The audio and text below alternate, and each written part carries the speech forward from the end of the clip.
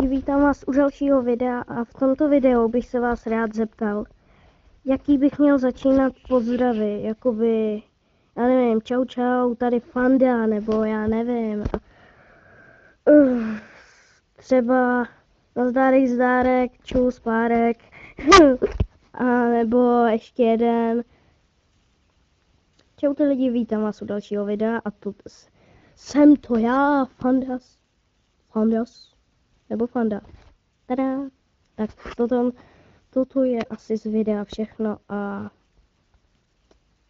pokud se vám toto video líbilo, dejte palec hore a pokud ne, tak se na to vyprdněte a nedávejte nic.